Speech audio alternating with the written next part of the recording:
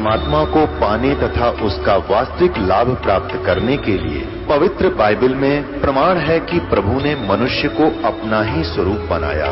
6 दिन में सृष्टि रचकर 7वें दिन विश्राम किया। कुरान शरीफ में प्रमाण है कि हजरत मोहम्मद को खुदा स्वयं कह रहे हैं कि मैंने तुम्हें उस परमात्मा की महिमा बताने के लिए भेजा है। वो परमात्मा कबीर है जिसने 6 दिन में सृष्टि रची तथा 7वें दिन तख्त पर जा विराजा। उसकी खबर किसी बाखबर से पूछ कर तो देखो। कृपया अवश्य सुनिए जगत गुरु तत्वदर्शी संत रामपाल जी महाराज के अमृत वचन। अपने आत्माओं परमात्मा की पाने के लिए मानव ने कितना प्रयत्न किया। जेठ के जून के महीने में राजस्थान, पंजाब, हरियाणा, उत्तर प्रदेश, मध्य प्रदेश आदि गर्मी के मौसम में आग बरसती है और महापुरुषों ने धुएं लगा लगा कर चारों तरफ अग्नि जलाकर बीच में बैठकर परमात्मा पाने का प्रयत्न किया। एक पैर पे खड़ा होकर कितना कठिन तप किया। तो पुण्यात्माओं, दास भी समझता है कि थोड़ी बहुत गर्मी है, लेकिन ये अनमोल अमृत आपका बरसा रहा, ये काम आओगा। अब आपको दिखाते हैं कि कैसे मोक्ष होगा। जैसे ये राधा स्वामी पंथ वाले संत और इनके भगत कहते हैं, साढ़े गुरु जी तो सीधे त्रिकुटी तो शुरू कर दें, हमने नीचे का कोई लोना जोना नहीं। किसी बालकों वाली बात करते हैं। तो व्हाट इज त्रिकुटी? त्रिकुटी क्या चीज़ है? त्रिकुटी तो इंटरनेशनल एयरपोर्ट है। और जैसे हमने स्वदेश आना है, तो स्वदेश आने के लिए वहाँ के देश से ऋण मुक्त होना पड़ेगा, उनसे नो ड्यू सर्टिफिकेट लेना पड़ेगा। तो हम इस दूसरे देश में आके हमारे सारे सिस्टम फेल हो गए। जैसे कोई विदेश में गया हुआ, उसने कनेक्शन ले रखा बिजली का, टेलीफोन का, पानी का, गैस का, और उसका कारोबार ठीक चला नहीं तो सब कनेक्शन कट गए, तो कारोबार और ठप हो गया। तो उसका क्या तरीका है? उस कारोबार को चालू कराने के लिए वो कनेक्शन फिर चाहिए उसको, उसके लिए उसे गारंटर चाहिए, नहीं तो गवर्नमेंट दे नहीं उसको सुविधाएं। तो पुण्यात्माओं, हम युगों युगों से गलत साधना करके अपनी पूंजी नाश कर चुके हैं और हमारे ऊपर ऋण बन गया इन देवताओं का, काल के जो प्रबंधक हैं। तो इन प्रबंधों का हमारे शरीर के ऊपर आधिपत्य है। जैसे मूल कमल में गणेश जी, उससे जैसे रीढ़ की हड्डी है ना, बैकबोन बोलते हैं, ये जहाँ गुदा के पास एंड होता है इसका, इससे 2 उंगल ऊपर गुदा कमल भी कहते हैं इसको, और वहाँ मूल कमल है, गणेश जी का वास है और उसका वो मंत्र है जो आपको दास देता है। उसके बाद 2 उंगल ऊपर स्वाधिष्ठान चक्र है, यानी कमल है, ये स्वाद चक्र कहा संतों ने, उसमें सावित्री ब्रह्मा का वास है। उससे ऊपर नाभि के पीछे जो नाभि है, इसके पीछे रीढ़ की हड्डी के साथ चिपका हुआ, इसमें ये नाभि कमल है, विष्णु जी और लक्ष्मी जी का वास है। यह हृदय कमल है, ये दोनों सतनों के, ये हृदय नहीं, दिल हार्ट नहीं, यह मध्य का कमल है, मध्य का। और यहाँ इसके पीछे रीढ़ की हड्डी के सामने, यहाँ इन दोनों सतनों का यहाँ पर पीछे। तो इसके 12 ये शिव और पार्वती का कमल है, स्थान है, इसका आधिपत्य है, यहाँ इनका निवास है। फिर कंठ कमल में यहाँ नहीं, यहाँ रीढ़ की हड्डी जहाँ थोड़ी सी बैंड होती है, यहाँ से इसका थोड़ी चौड़ाई भी बढ़ जाती है। तो ये 16 पंखड़ी का कमल है, आँख सी है पतली पतली सी, इसमें दुर्गा यानी शक्ति का वास है। फिर आगे इसके आगे त्रिकुटी है। अपने आत्माओं, हमने त्रिकुटी पर आना है, यानी इंटरनेशनल एयरपोर्ट पर, तो तभी आ सकेंगे जब बाकी सब क्लियरेंस हमारे पास होगा। ना तो सैर सपट्टा करते रहो पालम एयरपोर्ट पर, क्या यूज कौन बढ़ देगा अंदर तो आपको जहाज में। तो वहाँ एयरपोर्ट यानी पर जाने से पहले, त्रिकुटी पर जाने से पहले हमने यह सारी क्लियरेंस लेनी पड़ेगी। तो उसके लिए ये गारंटर बनेगा दास, और आपके ये मंत्र दिया जाता है, आपका कनेक्शन पुनः चालू करवाया जाएगा इन ब्रह्मा विष्णु महेश गणेश तय। और फिर आप अपनी कमाई कर करके इनका लोन उतारोगे खुद। तो ऐसे ये मंत्र जब आपको दिए जाते हैं, जब संसार छोड़कर चालोगे, हम सबसे पहले मूल कमल में जाएंगे अकाउंट कराने के लिए, लेकिन वहाँ आपका इस मंत्र के कारण वो कमल खुल गया, यानी आपका रास्ता साफ हो गया। वहाँ आपके कागज अड़े नहीं, बिल्कुल रुकावट नहीं होगी।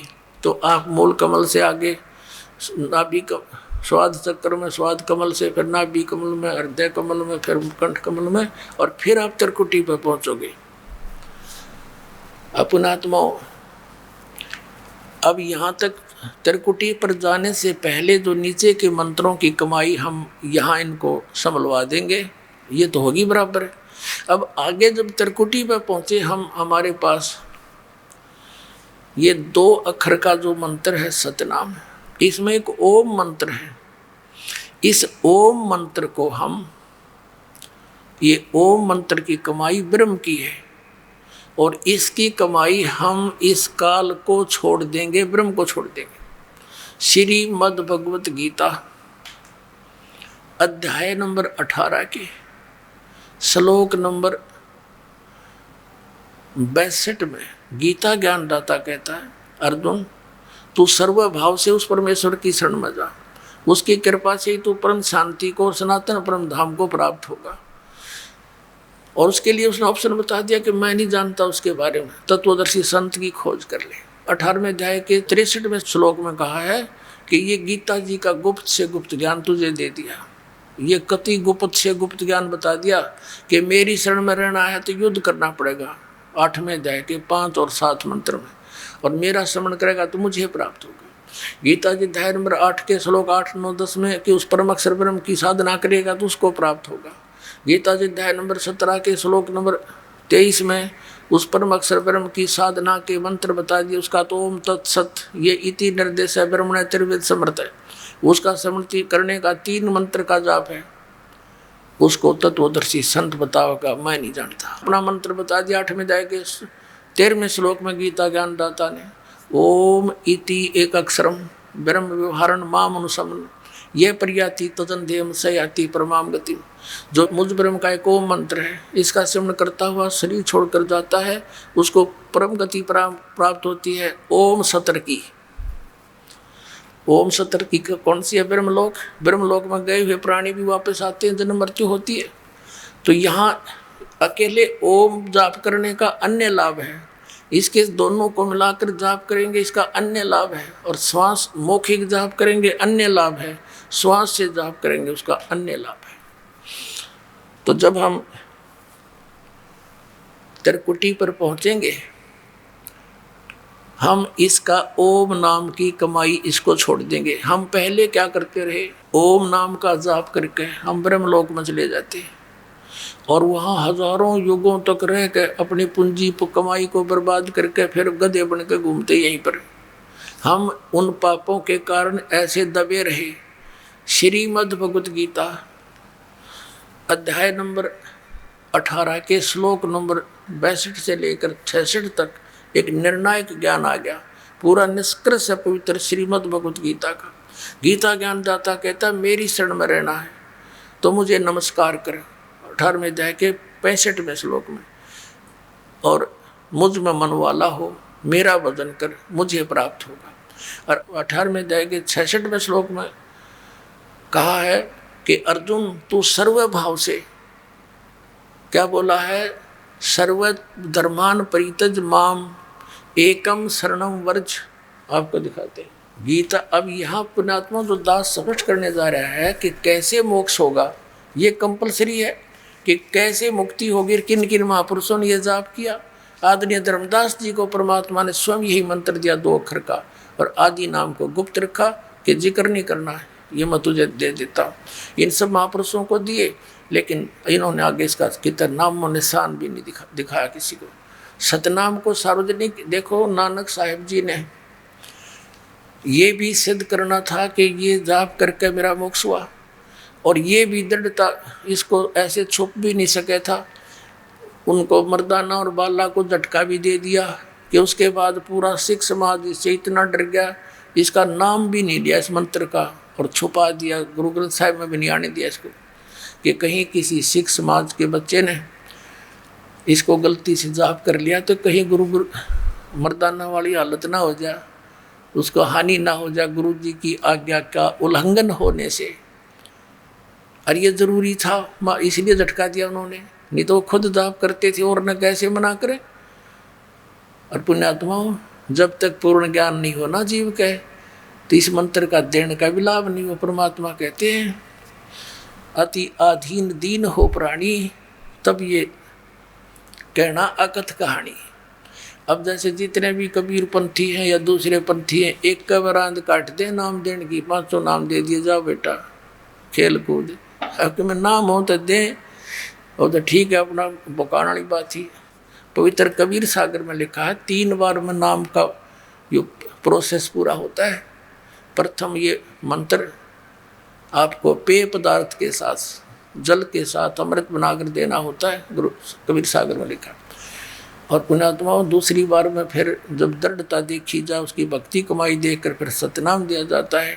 फिर सतनाम की दृढ़ता और कमाई भक्ति का पैरा देखना पड़ता थर्मामीटर ला के, उसके बाद सार नाम दिया जाएगा। जब काम करेगा ना, काम नहीं करे तो 3 बार में पूरा प्रोसेस है। फिर ये बाकी नकली कबीर पंथी ने गए महाराज, जितना किसी के पास हमारे जैसा मार्ग नहीं और वो कख भी नहीं उनके पास, ऊट पटांग नाम देते हुए। अब पुण्यात्माओं, जैसे आप जी को दास ने पवित्र कुरान शरीफ दिखा दी, पवित्र वेद दिखा दिए, अब उन धर्म के धर्मियों ने अपने सदग्रंथों का ज्ञान नहीं, इसी प्रकार कबीर पंथिया ने भी कबीर सागर का ज्ञान नहीं, ये सत्कर मान लेना। वो तो परमात्मा वाली वाणी है, दिखत के तैन चश्मिन का फेरा मोतिया बंदरे। अब जो प्रसंग चल रहा है कि एक श्रीमद् भगवत गीता अध्याय नंबर 18 के श्लोक नंबर 66 में एक वरद शब्द है। और इन अनाड़ियों ने, अज्ञानी हमारे धर्म गुरुओं ने, ऋषियों ने, आचार्यों ने, शंकराचार्यों ने और मंडलेश्वरों ने इसका अर्थ का अनर्थ कर रखा है और घुमा रखा है। कोई तो कहता है कि उसके समास में ऐसे बन जाता है फल। अब इसमें समास के करेगा, वर्ज माने जाना है, गो माने जाना है, इंग्लिश वर्ड है, और उसका अर्थ आना करता। वो कितना समझदार है, कुछ भी बनाए जो व्याकरण उसके अंदर, वो सेंटेंस को समझ नहीं सका। अब देखिएगा उसमें क्या अर्थ है। श्रीमद् भगवत गीता, गीता प्रेस गोरखपुर से प्रकाशित है, जय दयाल गोविंद का इसके अनुवादक है। इसके 18वें अध्याय के 66वें श्लोक में आपको दिखाते हैं। ये है श्रीमद् भगवत गीता अध्याय नंबर 18 और श्लोक नंबर 66। इसमें क्या लिखा? सर्वधर्मान प्रीतज्य माम एकम शरणम व्रज अहम तवा सर्व पापेभ्यः मोक्षामि मा शुच। इन्होंने क्या कहा? सब पूर्ण धर्मों का अर्थात पूर्ण कर्तव्य कर्मों का मुझ में त्याग कर, धर्मों को मुझ में त्याग कर केवल तू केवल एक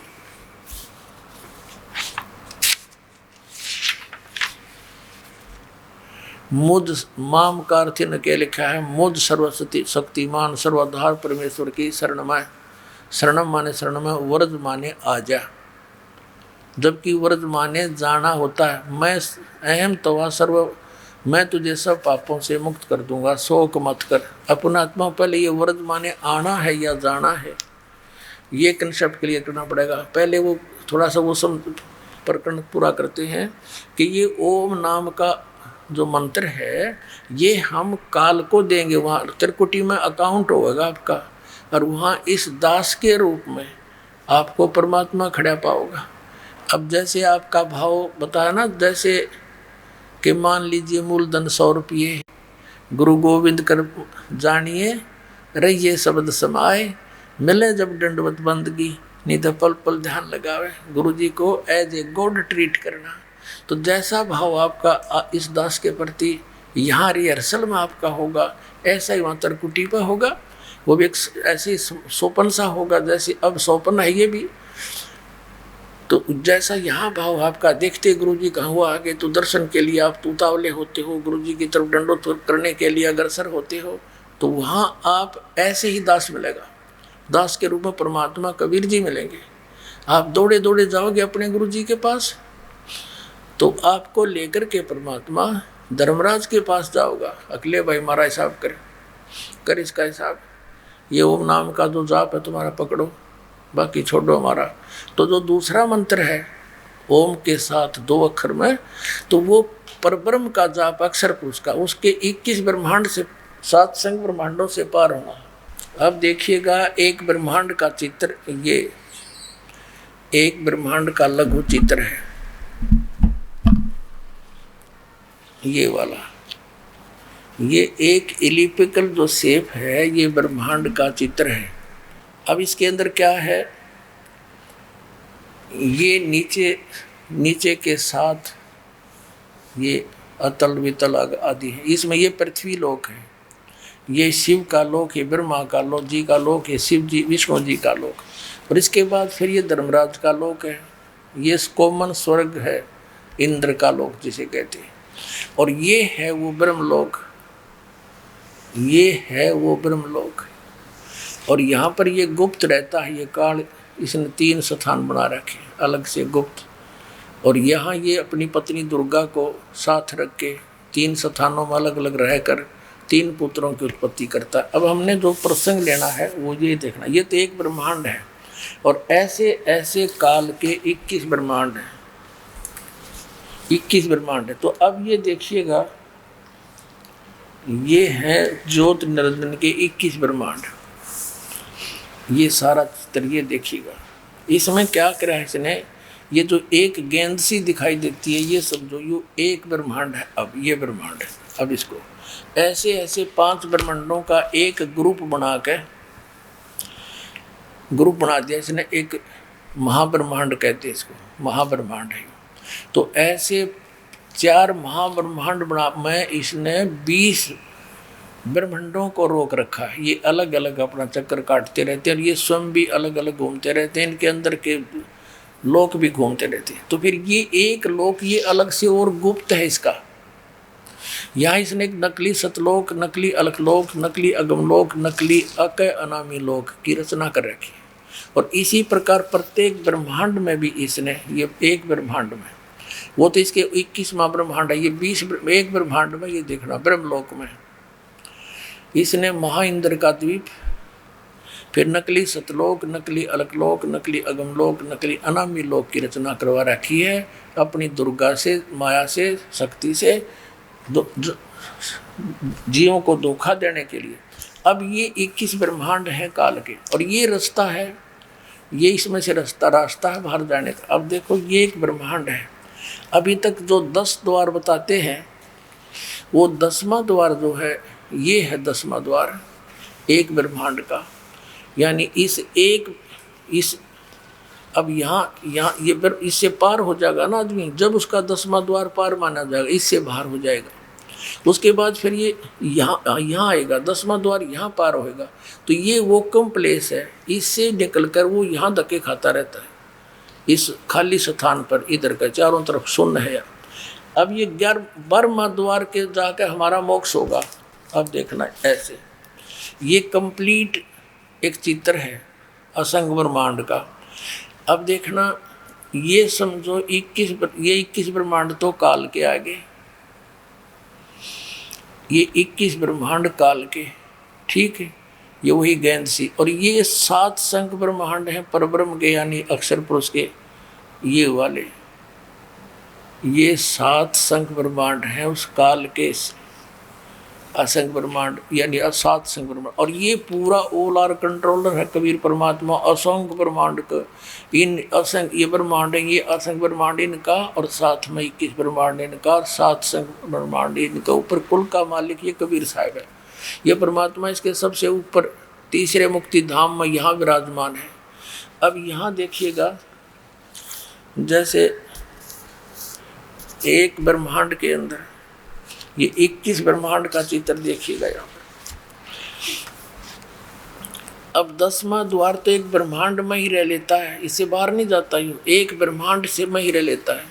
अब परमात्मा के उस मंत्र से बाहर निकलेंगे हम। अब ये 21 ब्रह्मांड है।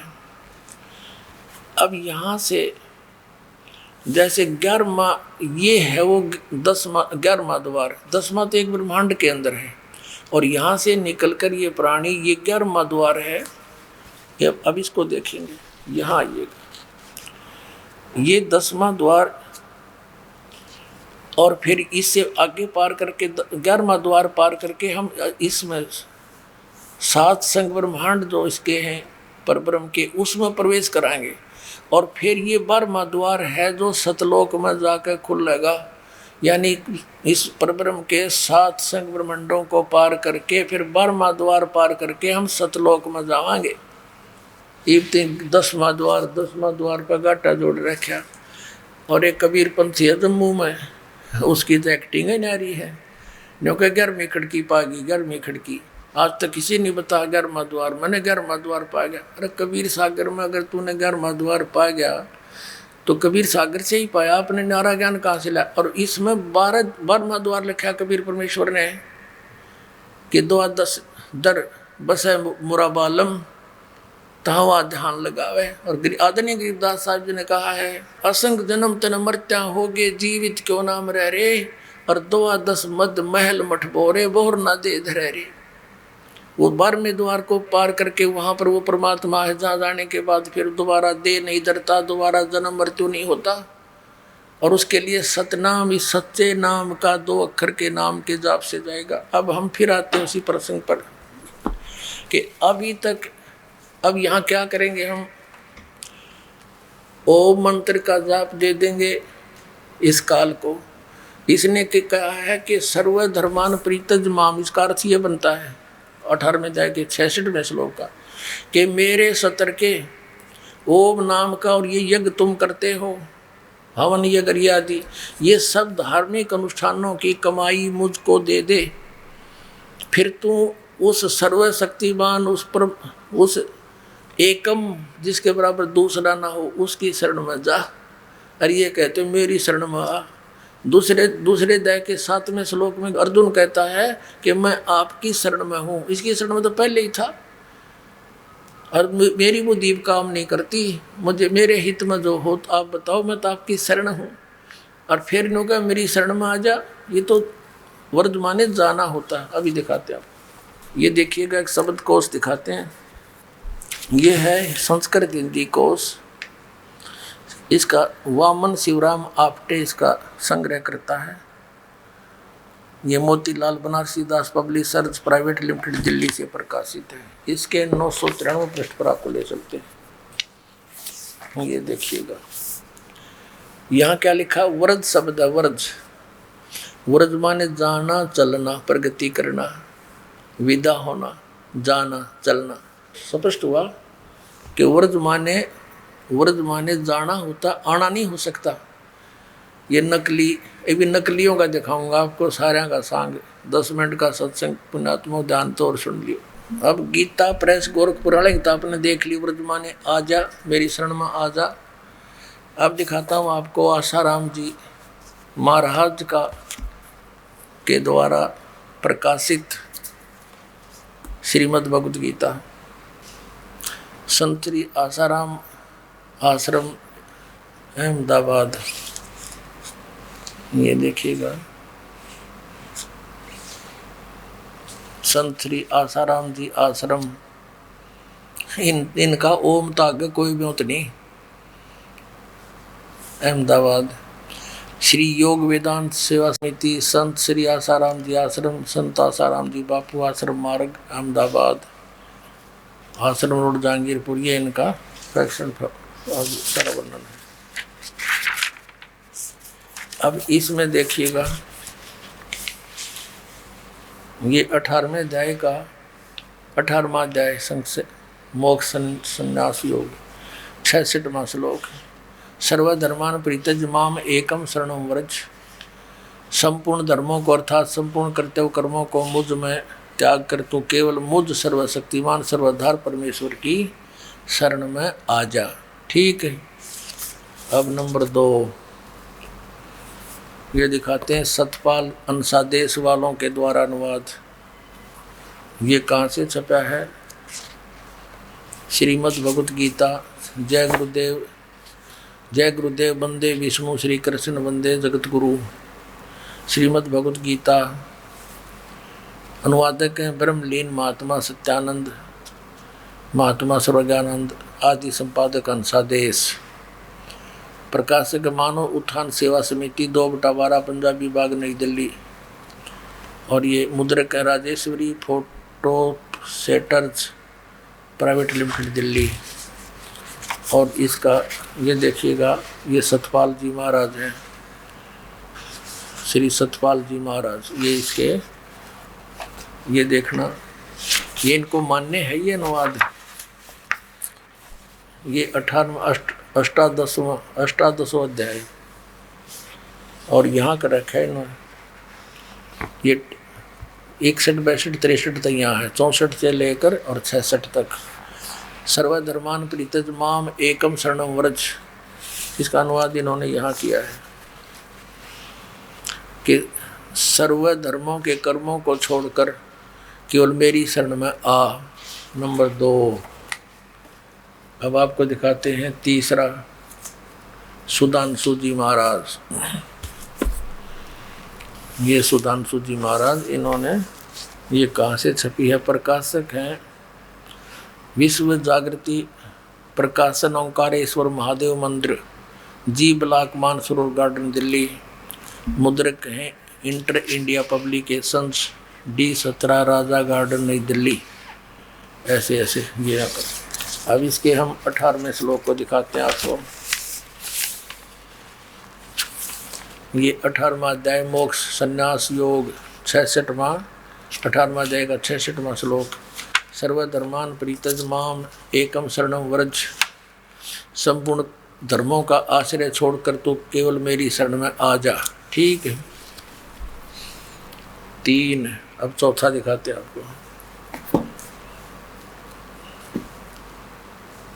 अब देखिएगा एक पूरा, जो कितना बड़ा, इसका अनुवाद देखकर हैरान हो जाओगे। तो साधक संजीवनी नामक है इसका टीका, श्रीमद् भगवद गीता का टीका श्री राम सुखदास जी ने किया है। श्रीमद् भगवद गीता स्वामी राम सुखदास जी। प्रकाशक हैं वे मुद्रक हैं गीता प्रेस, गोरखपुर, गोविंद भवन कार्यालय, कोलकाता का संस्थान। ये इनके फॉक्स और फोन नंबर है। इसने तो कमाल कर रखा है। देखियो, ये देखो 18वें अध्याय का 66वां श्लोक। ये है 66वां श्लोक। सर्वधर्मान परित्यज माम एकम शरणम व्रज, अहम तवा सर्व पापेभ्यः मोक्षामि मा शुच। यहाँ क्या अनुवाद किया इन्होंने, देखिए। संपूर्ण धर्मों का आश्रय छोड़कर तू केवल एक मेरी शरण में आ जा। ठीक है। और इस अज्ञान को और अधिक अज्ञान बनाने के लिए कितने कागज बांध रखे इसने। अब देखो 1200 से शुरू होता है, 18वें अध्याय का 66वां श्लोक। और आओ दिखाएं आपको और तरह के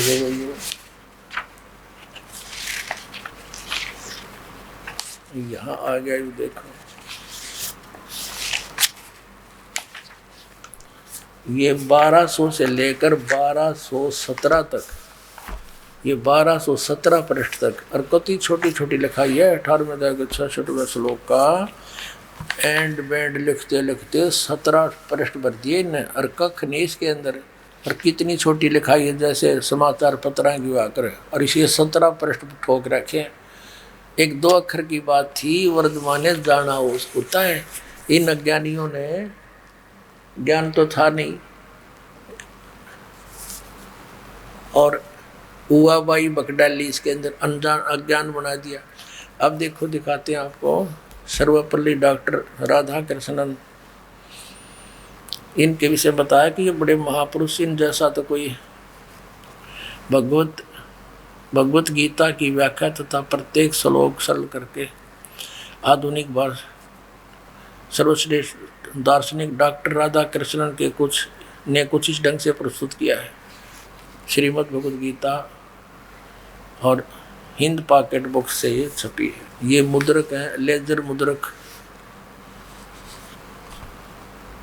मुद्रक है doctor security press private limited, इतना।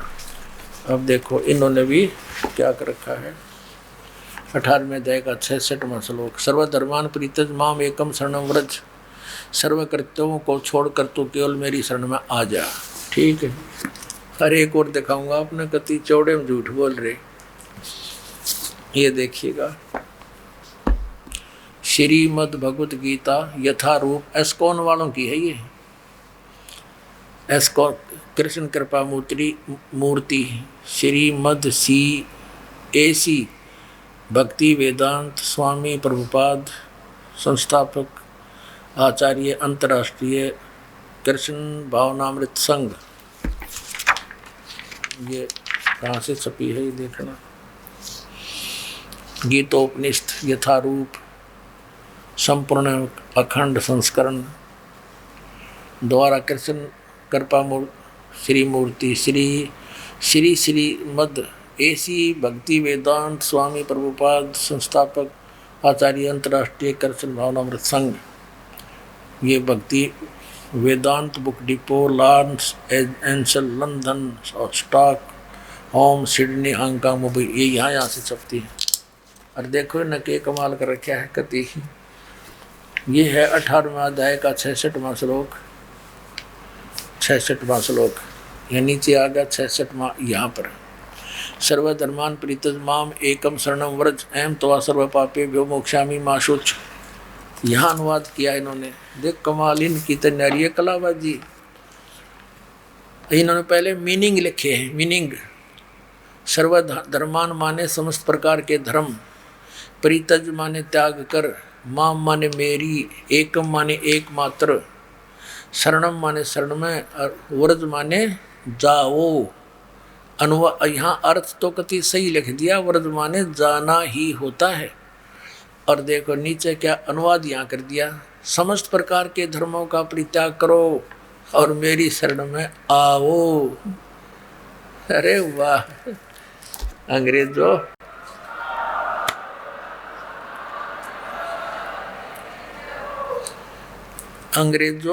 ये थे हमारे विद्वान पुरुष, कक्का पता नहीं न, और महर्षि आचार्य और शंकराचार्य कब आ गई है। आपको और दिखाते कलयुगी महर्षि के द्वारा इसका कैसे समाधान किया शंका का। इसने देख के तो आपका कलजा पटेगा, इसे विद्वान था महर्षि दयानंद। दिखाता हूँ आपको, ये है एक पुस्तक महर्षि दयानंद सरस्वती का जीवन चरित्र। इसके लेखक हैं अमर शहीद पंडित लेखराम द्वारा संकलित प्रमाणिक उर्दू भाषा का आर्य भाषा में अनुवाद। अनुवादक हैं आर्य महाउपदेशक श्री कविराज रघुनंदन सिंह निर्मल। संपादक हैं पंडित श्री हरिचंद्र विद्यालंकर। प्रकाशक हैं आर्य समाज नया बांस दिल्ली 6 स्वर्ण जयंती के उपलक्ष्य में। अब इसके 208 पृष्ठ पर ले चलते हैं आपको। ये 208 पृष्ठ है और कौन सा प्रसंग है ये, जीवन चरित्र महर्षि स्वामी दयानंद सरस्वती, मिर्जापुर की घटनाएं हैं ये। यहाँ लिखा है, एक समय इसके पास क्या है, राम गोपाल वैश्य ने जो वेदांती था बहुत सी टीकाएं यानी अनुवाद गीता की देखी, परंतु एक श्लोक के विषय में जो उसका संदेह था वह दूर न हुआ। अंत में वह एक दिन हमको साथ लेकर, लेखक कहता, स्वामी जी यानी महर्षि दयानंद जी के पास गया और स्वामी जी से कहा कि आपसे कुछ पूछना है। उन्होंने आज्ञा दी, तब यह श्लोक पूछा, सर्वधर्मान परित्यज माम एकम शरणम व्रज। स्वामी जी ने कहा, इसके बारे में देखो, ये राम गोपाल वैश्य था, कोई लाला जी वेदांती था, बुद्धिमान था। इसका ये बात खटकी कि व्रज माने जाना होता है और सब ने आना कर रखा है। तो महर्षि दयानंद का बोलबाला था, तो वहाँ गया, उससे पूछा, महाराज इसका अर्थ बताओ, समाधान बताओ कि व्रज माने जाना होता है, ये आना कैसे कर रखा सबने। तो चले फिर महर्षि दयानंद इसका समाधान करने। देखना, स्वामी जी ने कहा सर्वधर्मान परित्यज्य माम एकम शरणम व्रज। व्रज का समाधान करने चले स्वामी दयानंद। स्वामी जी ने कहा सकंद वादीसु परम रूपम वाचम।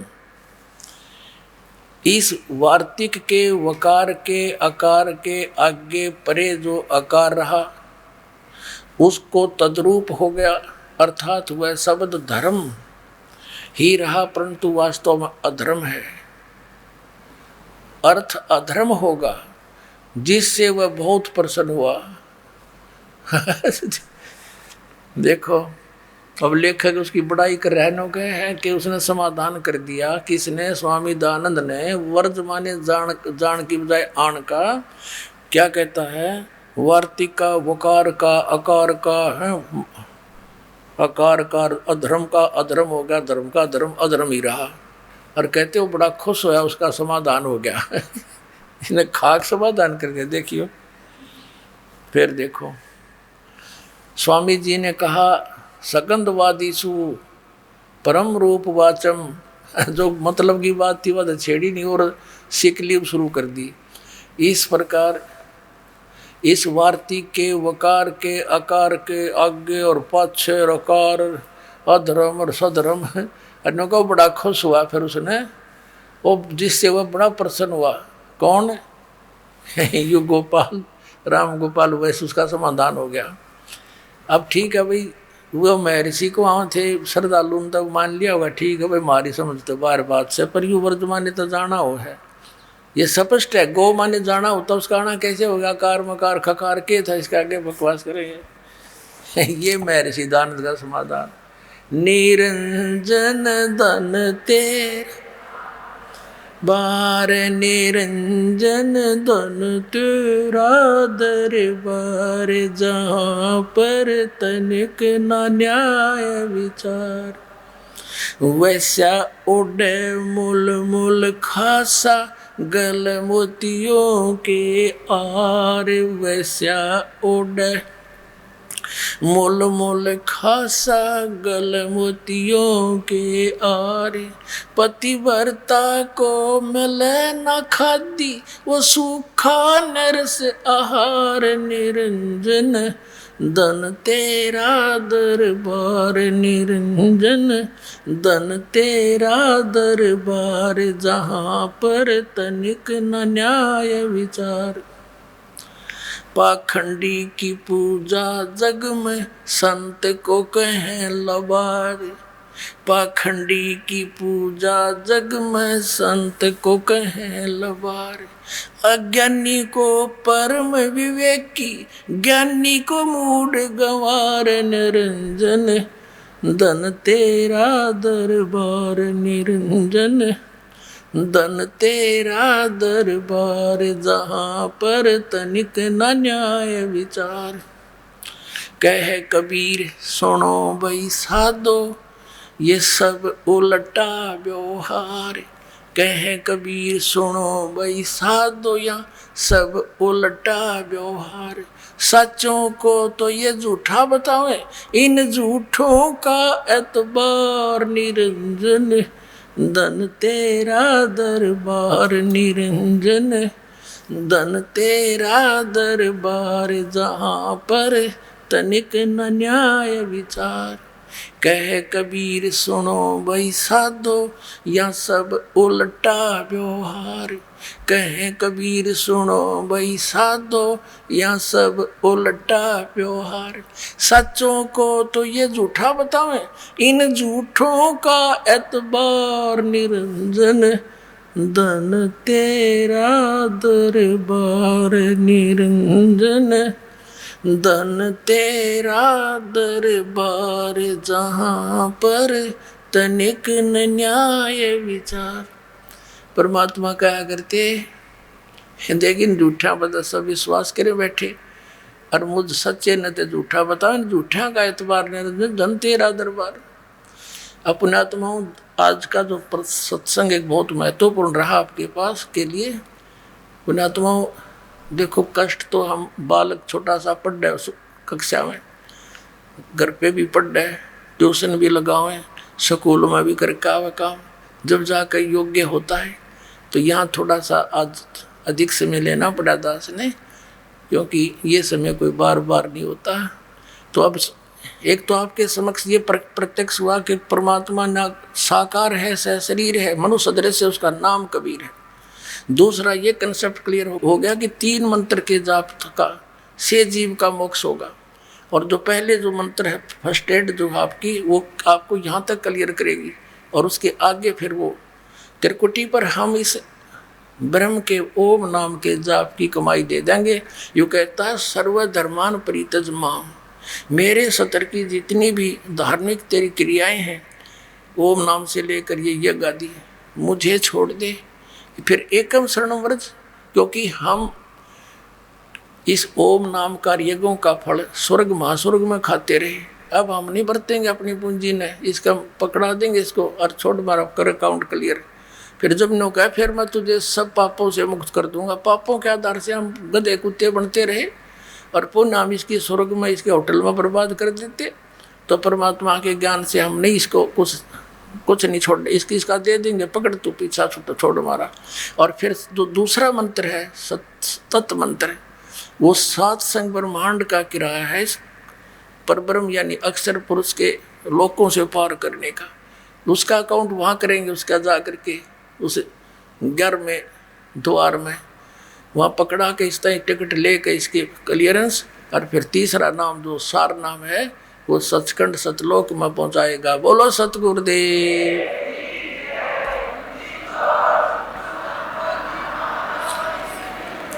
परम पिता परमात्मा पूर्ण ब्रह्म सर्व सृष्टि रचनहार कबीर देव कबीर साहेब, ये हमारे जनक हैं, हमारे पिता हैं। ये अनंत करोड़ ब्रह्मांडों के रचयिता हैं, सभी प्राणियों के ये जनक हैं, उत्पत्ति करता है। पुण्यात्माओं, आज का ये वो शुभ दिन है जिस दिन परमात्मा स्वयं इस कलयुग के अंदर सतलोक से चलकर आए और हमें अपने निज घर का ज्ञान कराया। उस परमेश्वर ने आके 600 वर्ष पूर्व हमें याद दिलाया था कि चल हंसा सतलोक हमारे और छोड़ो यू संसारा हो। इस संसार का काल है राजा, इसने माया जाल पसारा हो। तुम यहाँ के रहने वाले नहीं हो, आप सतलोक में रहा करते थे। वहाँ आपको कोई कष्ट नहीं था, किसी प्रकार का कोई रोग नहीं था, कोई टेंशन नहीं थी, सर्व सुख उपलब्ध थे। उसको आप अपनी गलती से छोड़ आए और वापस जाने का तरीका भी परमात्मा ने स्वयं आकर ही कराया। यदि वो परमात्मा हम पर मेहर नहीं करते, दया नहीं करते, तो पुण्यात्माओं जिस लोक में हम रह रहे हैं इसको तो परमात्मा ने कसाई कहा है कि काल कसाई हसत है सर्वलोक को खाए।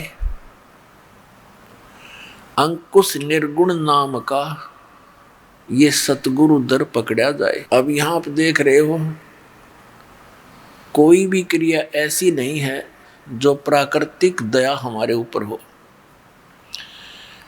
कहीं सफर में जा रहे हैं पैदल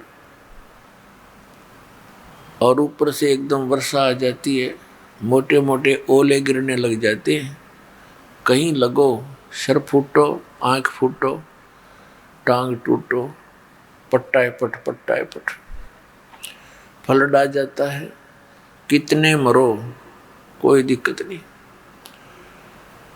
दुर्घटना में आप देख लो। तो ये एक ऐसा लोक है जहाँ हम आँख मीच कर बैठ गए। उस परमात्मा ने आके हमारी आँख खोली। ये कोशिश परमात्मा ने 600 वर्ष पूर्व की थी कि ये बच्चे मुझे पहचान ले और सदा के लिए सुखी कर दूं, इनको सतलोक ले चलूं जहां से ये आए हैं। लेकिन उस समय हम शिक्षित नहीं थे, और जो हमारे धर्मगुरु शिक्षित थे उनको अध्यात्म ज्ञान नहीं था। वो संस्कृत भाषा अवश्य जानते थे, लेकिन सदग्रंथों का ज्ञान उनको नहीं था, जिस कारण से वो काल प्रेरणा से, लोक वेद के आधार से परमात्मा का विरोध करते रहे और हमें मिसगाइड करते रहे, हमारे पूर्वजों को, कि ये धानक, ये जुलाहा, कबीर ये अशिक्षित है। और उस समय केवल ब्राह्मण वर्ग ही संस्कृत ग्रहण करता था और ब्राह्मण ही शिक्षक होते थे और केवल ब्राह्मणों को ही पढ़ाते थे, अन्य किसी जाति वालों को नहीं पढ़ाते थे, शूद्र को तो निकट भी नहीं आने देते थे। तो परमात्मा के इस ज्ञान को उन्होंने इस पली से हमसे दूर रख दिया कि कबीर जी जो है शिक्षित नहीं है, ये सदग्रंथों से परिचित नहीं है, ये क्या जाने इन गूढ़ रहस्यों को, ये तो ऐसे उआ बाई बक रहा है, ये तो अज्ञानी है। और परमात्मा कहा करते, निरंजन धन तेरा दरबार, निरंजन धन तेरा दरबार, जहाँ पर तनिक ना न्याय विचार, वैसा ओढ़े मुल मुल खासा, गल मोतियों के आर, वैसा ओढ़े मुल मुल खासा, गल मोतियों के आर, पतिव्रता को मिले न खादी, सूखा नरस आहार, निरंजन धन तेरा दरबार, निरंजन धन तेरा दरबार, जहाँ पर तनिक न न्याय विचार, पाखंडी की पूजा जग में, संत को कहें लबाड़, पाखंडी की पूजा जग में, संत को कहें लबाड़, अज्ञानी को परम विवेकी, ज्ञानी को मूढ़ गंवार, निरंजन धन तेरा दरबार, निरंजन धन तेरा दरबार, जहाँ पर तनिक न न्याय विचार, कहे कबीर सुनो भाई साधो, यहाँ सब उल्टा व्यवहार, कहे कबीर सुनो भाई साधो, यहाँ सब उल्टा व्यवहार, सच्चे को तो ये झूठा बतावें, इन झूठों का एतबार, निरंजन धन तेरा दरबार, निरंजन धन तेरा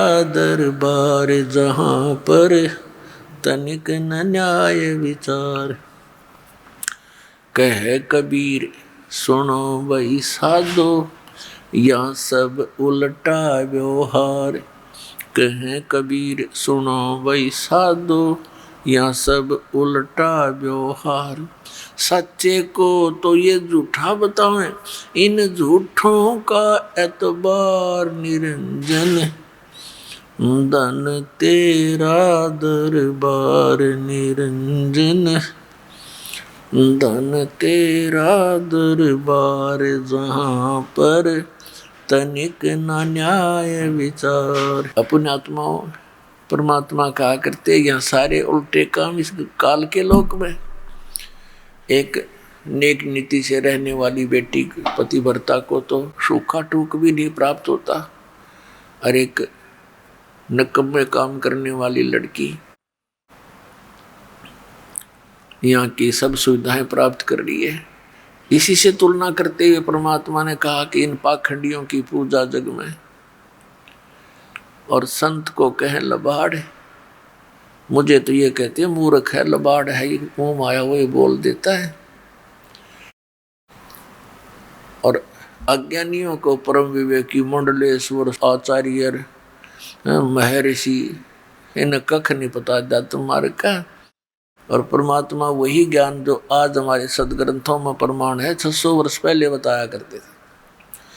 तो पुण्यात्माओं, आज का वो शुभ दिन है जिस दिन परमात्मा ने हमारे ऊपर मेहर की, क्योंकि अपनों के लिए अपने ही दुखी हुआ करते हैं। पुण्यात्माओं, जब आप इस तत्व ज्ञान से परिचित हो जाओगे, आपकी आंखों से आंसू नहीं सूखा करेंगे। उस परमपिता के उन प्रयत्नों को देखकर जो हमारे लिए कितना कष्ट उठाया और किस प्रकार वो अच्छे बुरे को आए हमारे लिए। अब जैसे जब परमात्मा आए इस कलयुग के अंदर, ये तत्व ज्ञान बताया करते थे, ये ज्ञानी लोग कहा करते ये तो लफंडर है, ये निकम्मा आदमी है, इसकी बात ना सुनियो। कोई पत्थर मारा करता, बहुत बुरा हाल किया था मालिक का। तो पुण्यात्माओं, वो परमात्मा कहता है कि मैं रोवत हूँ सृष्टि को और सृष्टि रोवे मोहे। और कह कबीर हमारे वियोग को अब समझ नहीं सकता कोई। मेरी आत्माओं को तो इतना ज्ञानी बनवा दिया नकली संतों से उल्टा पाठ पढ़ा के। भगवान निराकार है, ब्रह्मा ये विष्णु शिव जी ये समरस शक्ति हैं, और इन देवताओं की पूजा करो, मंदिर बना लो, मूर्ति पूजो, व्रत रखो। ये सारे उल्टे पाठ पढ़ा दिए, सदग्रंथों के विपरीत ज्ञान दे दिया और परमात्मा सच्चाई बताया करते उसके दुश्मन बना दिए। तो आज वो शुभ दिन है पुण्यात्माओं, जिस दिन परमात्मा सतलोक जहाँ वो रहते हैं सचखंड में साकार रूप में, वहाँ से चल कर आए। कल रात्रि के सत्संग में आप जी ने एक बहुत महत्वपूर्ण जानकारी प्राप्त हुई।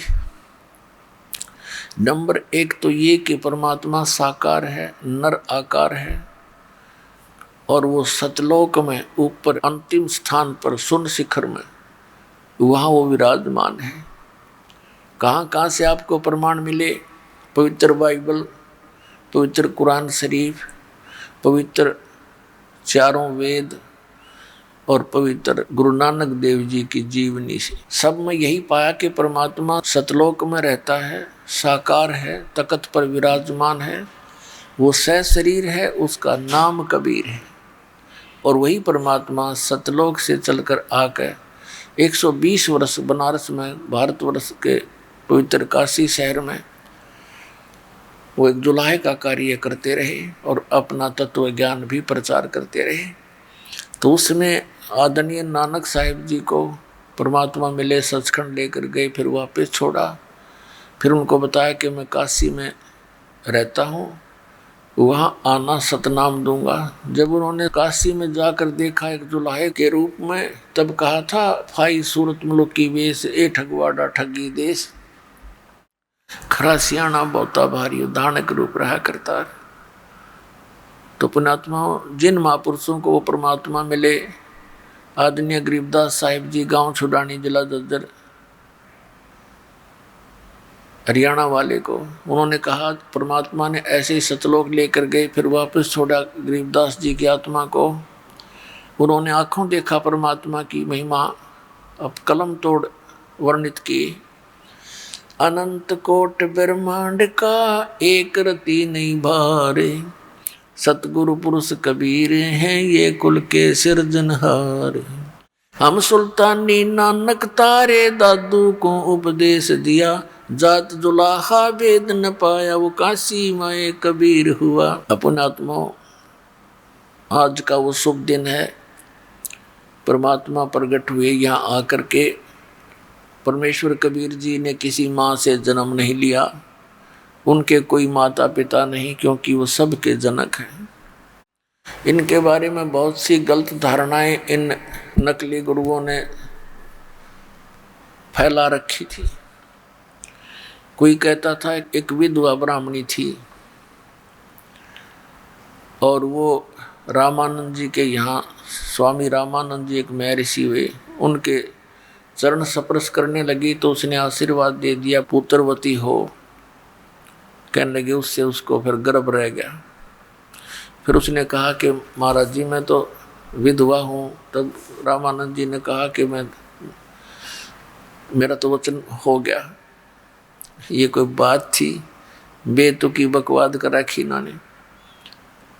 अरे वह लड़की कौन थी, उसके माँ का बाप का कोई ठिकाना तो बता दो, कि तो इतिहास दिखा दो। और ये 100 प्रमाण देंगे दास उस परमात्मा के सहशरीर प्रकट होने का।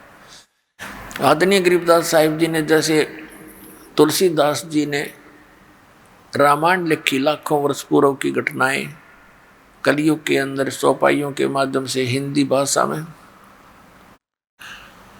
और उनके द्वारा लिखी हुई वो बातें आज सारी सत्य मानी जाती हैं, क्योंकि ये दिव्य दृष्टि काम करती है।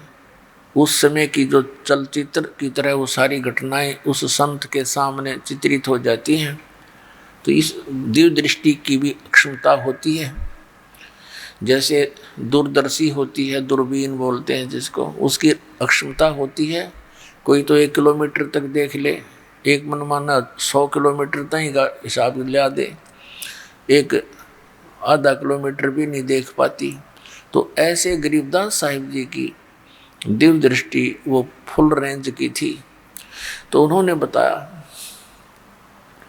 ना सतगुरु जननी जने उनके माने बापे, पिंड ब्रह्मंड से रहित हैं जाना तीनों ताप। आप जी को आज परमात्मा के प्रकट होने के विषय में जानकारी देंगे। एक गौरी शंकर नाम के ब्राह्मण थे, उनकी पत्नी का नाम सरस्वती था, और वो पूर्व जन्म में सुपत सुदर्शन जी वाल्मीकि के माता पिता थे। और उन्होंने उस समय परमात्मा जब करुणामय नाम से आए हुए थे द्वापर में, सुदर्शन जी ने तो उपदेश ले लिया था। ये सुदर्शन जी कौन थे? जिन्होंने पांडवों की यज्ञ सफल की थी, जो ना श्री कृष्ण से हुई थी, ना 33 करोड़ देवताओं से, ना 12 करोड़ ब्राह्मणों से, क्योंकि वो सुदर्शन जी परमात्मा के इस यथार्थ मंत्र का जाप करने वाले एकमात्र भगत थे। उनके माता पिता ने परमात्मा कबीर जी के ज्ञान को स्वीकार नहीं किया था, उनकी मृत्यु हो गई थी। सुदर्शन जी ने प्रार्थना की थी, प्रभु मेरे माता पिता बहुत अच्छी आत्मा के हैं, मुझे बड़ा खेद है कि उनका दुर्भाग्य परमात्मा को ठुकरा दिया। हे दाता दया करियो, किसी जन्म में उनको शरण में लेकर दाता पार करियो। तो परमात्मा ने कहा था ठीक है भाई। परमेश्वर कबीर जी ने सोचा था कि ये लड़का अपने माता पिता के मोह में यही काल में फंसा रह जाएगा। तो परमात्मा ने कहा था बेटा मैं वचन देता हूँ तेरे माता पिता को पार करूँगा। तो फिर वो निश्चिंत हो गया था। सतलोक जाते समय पुण्यात्माओं, जरा सी भी इच्छा संसार के किसी भी वस्तु में आपकी रहेगी तो काम बिगड़ जाएगा। इसलिए ये ज्ञान दिया जाता है, यहाँ का इतिहास बताया जाता है, और ये ज्ञान के माध्यम से आपका मन यहाँ से हटाया जाता है। फिर भक्ति की शक्ति भी आपका साथ देगी।